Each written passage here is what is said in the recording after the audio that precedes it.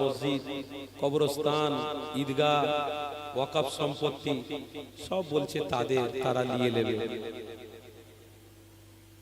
দেখুন আমার বাপ ভাইরা, কেউ পৃথিবীর জমিনে মায়ের গর্ভ থেকে নিয়ে আসেনি আর নিয়েও যাবে না। সব কিছু আল্লাহু লা ইলাহা ইল্লা হুয়াল হাইয়ুল কাইয়্যুম, তিনি হলেন মালিক, এসবের মালিক তিনি। আজকে যারা বলছে নিজেদের অস্তিত্বকে টিকিয়ে রাখার জন্য, যারা মসজিদ, যারা মাদ্রাসা, যারা খানকা, যারা ঈদগাহগুলোকে, যারা কবরস্থানগুলোকে বলছে আমাদের আমাদের আমাদের বলে কিছু নেই, আমরা মুসলমান লিল্লাহি রাব্বিল আলামিন, আল্লাহকে মহব্বত করি, রাসূলুল্লাহকে মহব্বত করেছি বলে আল্লাহ আমাদেরকে প্রাধান্য দিয়েছেন, কবুল করেছেন। তাই প্রত্যেকটা বান্দা যদি এই রাস্তাকে মজবুত করে ধরে রেখে মরতে পারে, আমরা গরিব কিচ্ছু দরকার নেই, মৃত্যুর পরে কবরটা আমাদের জন্য জান্নাতের বিছানা হয়ে যাবে। তাই এটা আমাদের কৃষ্টি কালচার, এগুলো আমাদের করতে হবে বাপ, এগুলো থেকে আমাদের দূরে সরলে হবে না।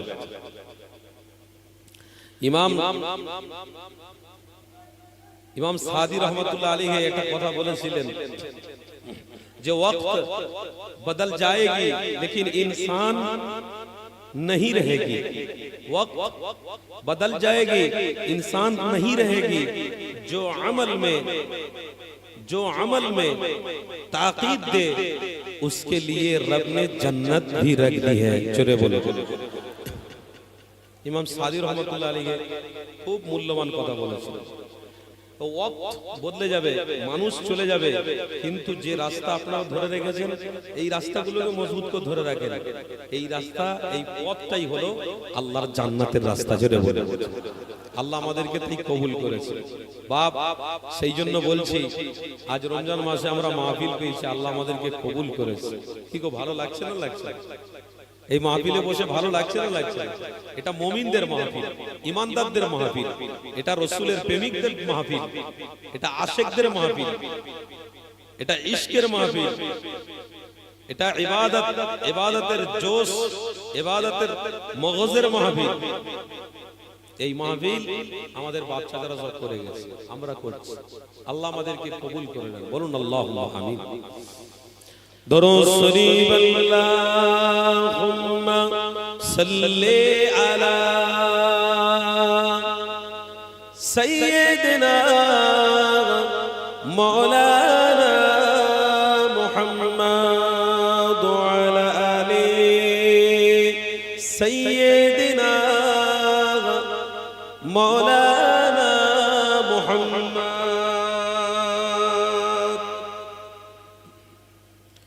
मेरे आका मदीने में मुझे भी अब बुला लीजिए, मेरे आका मदीने में मुझे भी अब बुला लीजिए। तरसती है मेरी आँखें,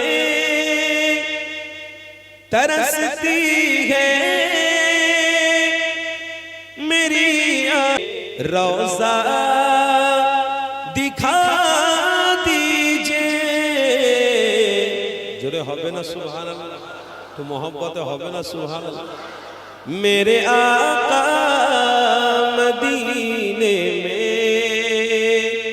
मुझे भी अब बुला लीजिए, मेरे आका मदीने में मुझे भी अब बुला लीजिए। बोलो अल्लाहुम्मा आमीन। महकती है और आगे जिनसे आका आप है गुजरे, महकती है और आगे जिनसे आका आप है गुजरे, मुझे भी उन گلی کی چو مجھے بھی ان گلی کی چو میں رہنے کی جگہ دیجئے. بولون اللہم آمین. جھرے بولون اللہم آمین. صدقہ نبوی دونوں جہانے سلطاনের ওলি গলিতে ঘুরে ঘুরে যদি মওত হয়ে যায় তো নবী রাসূল আল্লাহ না জানি আমাদেরকে জান্নাতের মেহমান বানিয়ে নিতে পারে. میرے آقا مدینے میں مجھے بھی اب بلا لیجئے. میرے آقا مدینے میں مجھے بھی اب بلا لیجئے. اللہم صلی علی سیدنا مولانا محمد وعلی آلِ سیدنا.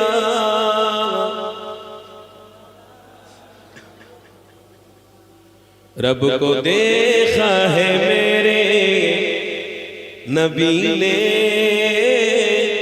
رب کو دیکھا ہے میرے نبی نے, اور کسی نے بھی دیکھا نہیں ہے. আল্লাহকে কে দেখেছে? নবী ছাড়া কেউ দেখেছে? কেউ দেখেছে? কোন নবী দেখেছে? رب کو دیکھا ہے میرے نبی نے,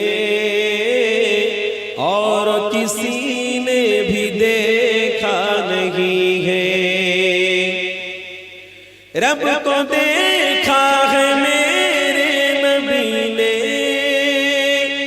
رب کو دیکھا ہے میرے نبی نے,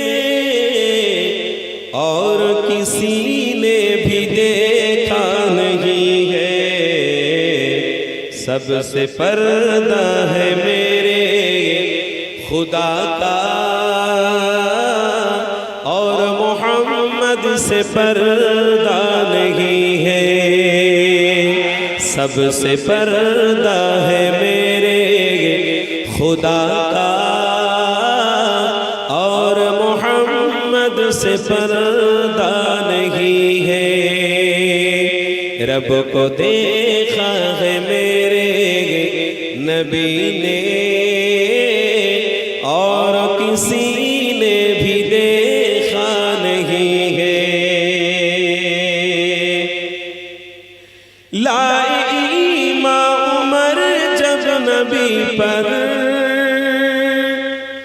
لائے ایمان عمر جب نبی پر, بولے آقا کے قدموں میں جا کر, مل گیا ہے مجھے کملی والا, مل گیا ہے مجھے کملی والا. اب زمانے کی پرواہ نہیں ہے.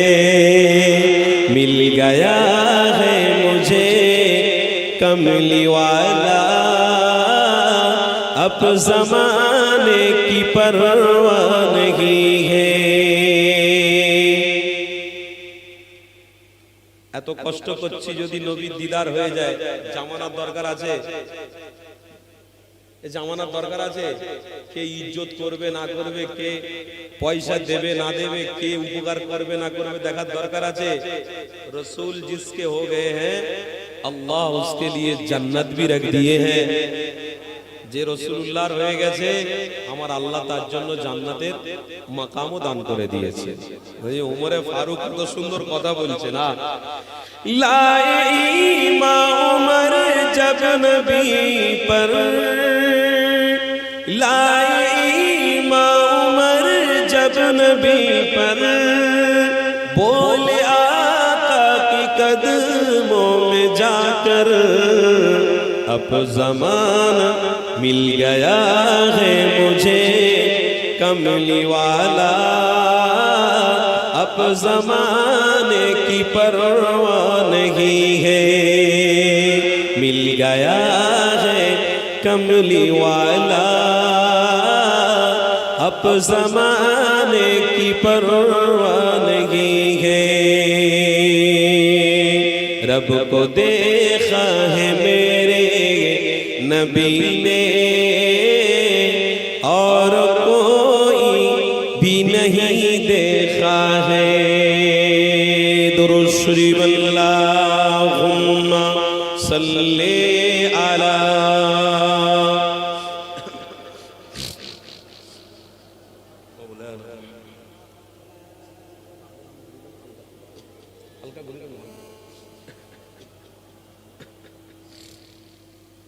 मोहब्बत ज़िक्र ला इलाहा इल्लल्लाह, ला इलाहा,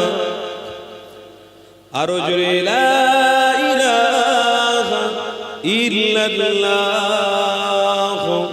मुहम्मदुर रसूलुल्लाह, हस्बी रब्बी जल्लल्लाह, मा फी क़ल्बी ग़ैरुल्लाह, नूर मुहम्मद सल्लल्लाह, बोलो ला इलाहा इल्लल्लाह, ला इलाहा, आरो जुरे ला इलाहा इल्लल्लाह, ला इलाहा इल्लल्लाह, ला इलाहा इल्लल्लाह, मुहम्मदुर रसूलुल्लाह। अल्लाहु अल्लाह, अल्लाहु अल्लाह, अल्लाहु अल्लाह, अल्लाहु अल्लाह, अल्लाहु अल्लाह, अल्लाहु अल्लाह, अल्लाहु अल्लाह, अल्लाहु अल्लाह, अल्लाहु अल्लाह, अल्लाहु अल्लाह, अल्लाहु अल्लाह, अल्लाहु अल्लाह, अल्लाहु अल्लाह। बोलुन या रसूलल्लाह, या रसूलल्लाह, या रसूलल्लाह, या रसूलल्लाह, या रसूलल्लाह, या रसूलल्लाह, या रसूलल्लाह।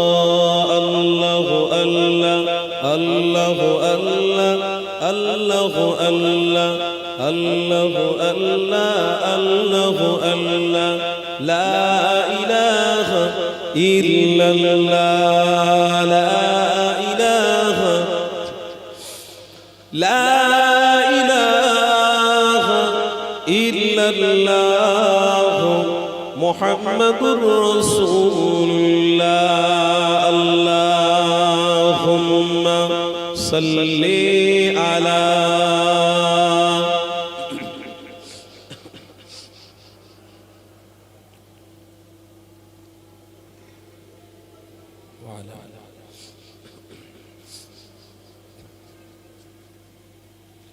বলুন না সকলে আলহামদুলিল্লাহ। আমরা সকলে একত্রিত ভাবে বসেছি, আল্লাহ আমাদেরকে বসিয়েছে।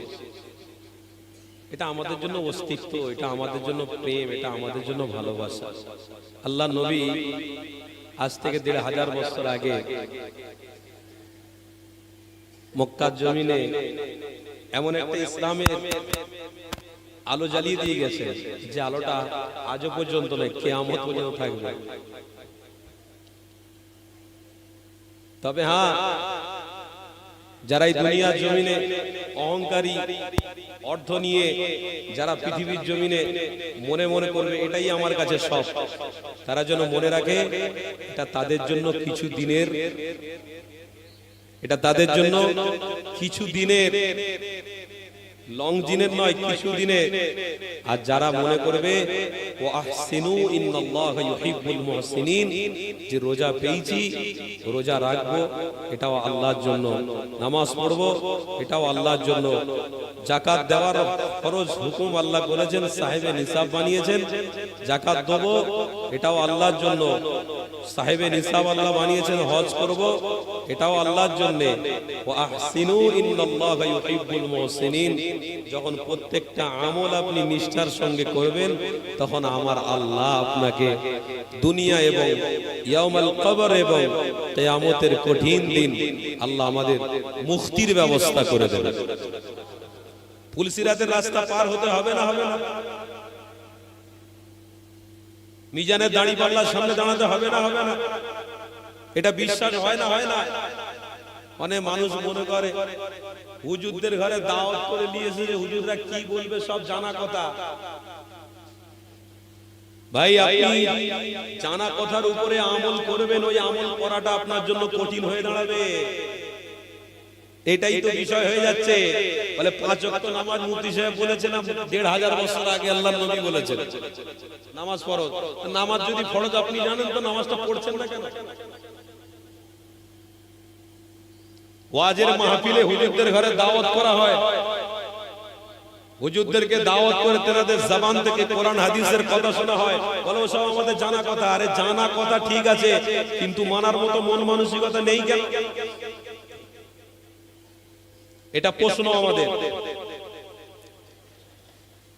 আল্লাহ নবী আজকে 1500 বছর আগে বলেছিলেন, আবু হুরায়রা রাদিয়াল্লাহু তাআলা থেকে বর্ণিত আছে, আল্লাহ নবী বলেছিলেন যে জানাত অবশ্যই প্রত্যেক মানুষের উপরে হক আছে, তারা জানবে, তারা বোঝার মতন ক্ষমতাও রাখবে, কিন্তু আমল যখন করতে যাবে তাদের মধ্যে মন মানসিকতাটা অনেকটাই পরিবর্তন হয়ে যাবে। কেন পরিবর্তন হবে? আল্লাহর নবী আসতে 1500 বছর আগে বলেছিলেন পরিবর্তন এই জন্য হবে, আল্লাহ দুটোকে দুনিয়ার জমিনে পাঠিয়েছে। এক হলো খালাকাল ইনসান, আল্লাহ একটা ইনসানকে বানিয়েছে, আর একটা হচ্ছে জিন।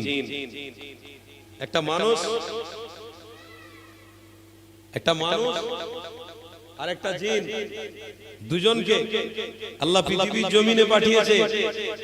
তো আল্লাহ বলছে এই যারা ইনসান হবে এরা তাদের দাসত্ব করে ফেলবে। কাদের? শয়তান। আল্লাহ পবিত্র কোরআনে স্পষ্ট ভাষায় আগে থেকেই বলে দিয়েছেন, ওয়ালা তাত্তাবিউ খুতুওয়াতিশ শাইতান ইন্নাহু লাকুম আদুউম মুবিন। খবরদার, তোমরা মানার মতন মন মানসিকতা রাখতে যাবে, কিন্তু তোমাদের অন্তরের ভিতরে এক ধরনের ইবলিস শয়তান ওয়াসওয়াসা দিয়ে তোমাদেরকে এই মসজিদ, মাদ্রাসা, খানকা, মুসলমানদের ভিতরে দল, মুসলমানদের ভিতরে মারামারি, মুসলমানদের ভিতরে ঝগড়া, ভাই ভাইয়ের ভিতরে ভালোবাসা, ভাই ভাইয়ের মধ্যে মোহাব্বত, স্বামী স্ত্রীর মধ্যে মোহাব্বত, সবগুলোকে দূরে সরিয়ে দেবে। কেন? তাদের কাজ ওইটা, আর আমার রাসূলের কাজ হলো উম্মতে মুহাম্মাদীকে জোড়া।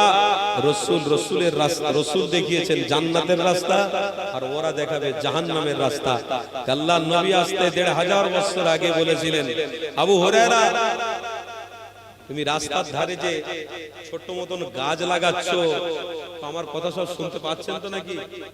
হযরত আবু হুরায়রা, সেই বুখারী শরীফ হাদিসের মধ্যে আছে, হযরত আবু হুরায়রা রাদিয়াল্লাহু তাআলা আনহু রাস্তার ধারে একটা গাছ লাগাচ্ছিলেন। গাছ আল্লাহর নবী দেখতে পেয়ে আবু হুরায়রাকে বলেছিলেন, আবু হুরায়রা তুমি যে এই রাস্তার ধারে গাছ লাগাচ্ছ, গাছ লাগানো ভালো কাজ, এই জমিনটা হলো আল্লাহর, এই সমস্ত গাছগুলো হলো আল্লাহর, আসমানটা হলো আল্লাহর। হে আবু হুরায়রা তুমি যে ছোট মতন গাছ লাগাচ্ছ, এই গাছটা লাগানো ভালো কাজ, কোনো অসুবিধা নেই, কিন্তু আল্লাহর জমিনে তুমি লাগাচ্ছ। হে আবু হুরায়রা আমি এই গাছ লাগানোর থেকে একটা উত্তম জিনিস আপনাকে বলে দেবো, আপনি শুনবেন? হযরত আবু হুরায়রা বলেছিলেন, লাব্বাইক ইয়া রাসূলুল্লাহ হাবিবাল্লাহ, হুজুর আপনার কদমে আমার জীবনকে কুরবান করে দিয়েছি। আজ থেকে নয়, যবে আমি রাসূলুল্লাহর পাক হাতে হাত দিয়েছি সেই দিন থেকে আমি প্রতিজ্ঞাবদ্ধ করেছি, জান মাল পৃথিবীর জমিনে আমার ছেলে মেয়ে জায়গা জমি সবকিছু থেকে বেশি রাসূলুল্লাহকে আমি অন্তরে জায়গা দিয়ে ফেলেছি। ইয়া রাসূলুল্লাহ হাবিবাল্লাহ, হুজুর আপনি বলবেন আর আমি শুনবো না? অবশ্যই হুজুর, আপনার প্রত্যেকটা কথার মধ্যে আল্লাহর দেওয়া নিয়ামত লুকিয়ে রয়েছে। হুজুর আপনি বলুন, আপনার প্রত্যেকটা কথার মধ্যে আল্লাহর দেওয়া নিয়ামত লুকিয়ে রয়েছে। আমি আবু হুরায়রা আপনার কথা শুনবো না, এটা হতে পারে না। আল্লাহর নবী সেই সময় বলেছিলেন, আবু হুরায়রা, তুমি যে গাছ রোপণ করছো, তুমি এই গাছের থেকে বেশি যদি একটা কাজ করতে পারো, এই গাছের মতনই আল্লাহ তোমাকে এর থেকে বেশি ইজ্জতের মাকাম দান করবে। সেটা হলো কি আবু হুরায়রা, তুমি প্রত্যেকদিন নামাজ পড়ে এটা পড়তে থাকো, সুবহানাল্লাহ, আলহামদুলিল্লাহ, লা ইলাহা ইল্লাল্লাহ, আল্লাহু আকবার, সুবহানাল্লাহ, আলহামদুলিল্লাহ, লা ইলাহা ইল্লাল্লাহ, আল্লাহু আকবার। যত তুমি বলবে, জান্নাতে আল্লাহ তোমার নামে গাছ রোপণ করতে থাকবে। আমরা তো ঈমানদার। আবু হুরায়রা ঈমানদার ছিলেন। আবু হুরায়রা নবী পাকের কথার উপরে আমল করেছিলেন। কিন্তু হাদিসের মধ্যে আপনি কোন জায়গায় দেখাতে পারবেন যে আবু হুরায়রা রাদিয়াল্লাহু তাআলা আনহু রাসূলুল্লাহর দুশমনী করেছিলেন? আবু হুরায়রা রাদিয়াল্লাহু তাআলা আনহুকে যেভাবে রাসূলুল্লাহ মেসেজ দিয়েছেন ইসলামের দ্বীনের, সেইভাবেই তেনারা চলেছেন। না উপরের দিকে গেছেন, না নিচের দিকে গেছেন, না বেশি না কম, একদম নবী যেটা বলেছেন সেটা। আর আজকের দিনে আমরা রাসূলের উম্মত, জানি 5 ওয়াক্ত নামাজ ফরজ, জানি রোজার মাসে রোজা ফরজ, জানি মাল বেশি হয়ে গেলে একটু যাকাত দিতে হবে, জানি আমরা সাহেবে নিসাব হয়ে গেলে হজ করতে হবে, জানি আমরা সাহেবে নিসাব হয়ে গেলে কুরবানি করা আমাদের জন্য ওয়াজিব, এটা করতে হবে। কিন্তু আপনি বলুন 100% এর মধ্যে 100% মধ্যে 100% কি ইসলামের ভুক্তভোগী আছে? আপনি বলে দেন তো দেখি। যদি 100% এর মধ্যে 100% ইসলামের ভুক্তভোগী থাকতো, ইসলামের অনুসরণ হতো, তাহলে এই যে বেঈমানরা আজকে বলছে মসজিদ, মাদ্রাসা, খানকা, এগুলো সব বলছে, আমাদের বলার শক্তি পেত?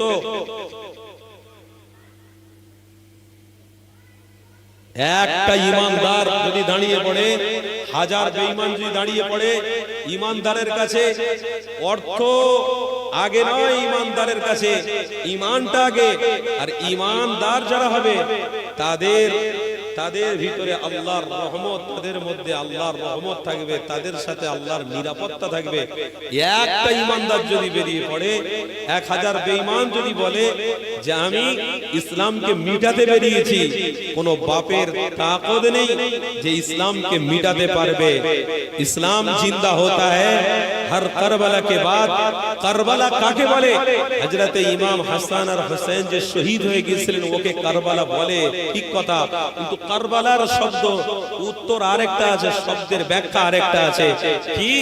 যত বান্দা আল্লাহ তার রাসূলের দিকে ধাবিত হবে, যত বান্দা শরীয়তকে মুহাব্বত করবে, শরীয়তের পথকে আঁকড়ে ধরে রাখবে, ওটাকেও বলে কারবালা, ওটাকেও বলে যুদ্ধ, ওটাকেও বলে মেহনত, ওটাকেও বলে মুশাক্কাত। এই মেহনত, মুশাক্কাত, কারবালা যার মধ্যে থাকবে, ইনশাআল্লাহ একদিকে ঈমানদার থাকবে, হাজার বেঈমানও কিচ্ছু করার ক্ষমতা রাখবে না। কেন?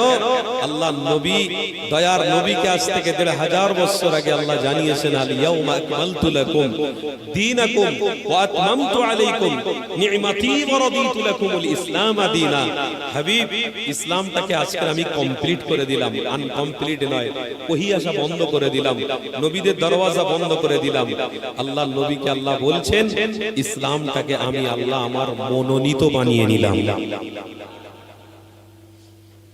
এবার আল্লাহর মনোনীত যদি ইসলাম হয়, আর ইসলামের প্রত্যেক কৃষ্টি কালচারের উপরে যদি আপনি থাকেন, বলুন আল্লাহর সাহায্য আসবে না আসবে না? কি গো বলুন না বাপ, কষ্ট পাচ্ছেন নাকি? আল্লাহর সাহায্য আসবে না আসবে না?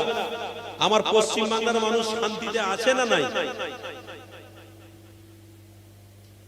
এত লক্ষ মানুষ এই পশ্চিম বাংলায়, 13 কোটি মানুষ বাস করে, তার ভিতরে 3.5 কোটি মানুষ শুধু মুসলমান আছে। রোজা রাখছে না রাখছে? আর আল্লাহর রহমত থাকবে না মানে? অত সহজ? অবশ্যই থাকবে। কেন না আল্লাহ নবী আসতে 1000 বছর আগে জানিয়েছে, আয় আমার সাহাবারা শুনে নেন, আমি রাসূলুল্লাহ জানিয়ে দিলাম, ইসলামের অনুসারী যারা হয়ে থাকবে, ইসলামকে যারা মহব্বত করবে অবশ্যই আমার আল্লাহর পক্ষ থেকে তারা সাহায্য পাবে, নিরাপত্তা পাবে, রহমত পাবে। আমার আল্লাহ তাদেরকে হেফাজত করবে, তাদের জন্য কোনো ভয় করার চিন্তা করার দরকার নেই। দুনিয়ার মানুষরা তাদেরকে গরিব গরিব গরিব বলে বলে ডাকতে পারে, দুনিয়ার মানুষরা তাদেরকে এমন করে ভিখারি বলতে পারে। এ যুবকেরা, আমার রাসূলুল্লাহ তো গরিব ছিল, কিন্তু আমার রাসূলুল্লাহ হাকিকাতের গরিব ছিলেন না গো। আমার রাসূলকে আল্লাহ আমির বানিয়েছিলেন, আমার রাসূলুল্লাহকে আল্লাহ অনেক দৌলতের মালিক বানিয়েছিলেন, আমার হাবিবুল্লাহকে আল্লাহ এমনও ক্ষমতা দিয়েছিলেন। আমার রাসূলুল্লাহ যদি ইশারা করে উহুদ পাহাড়ের দিকে, আমার আল্লাহ উহুদ পাহাড়টা সোনায় পরিণত করে দেবে। কিন্তু আমার নবী পাক গরিব ছিলেন না গো। আমার রাসূলুল্লাহ কিন্তু গরিবীটাকে পছন্দ করে ফেলেছিলেন। কেন? আমার নবী পাক জানতেন আমার উম্মতিরা অনেকে গরিব হবে, আমার উম্মতিরা অনেকে ভ্যান চালিয়ে খাবে, আমার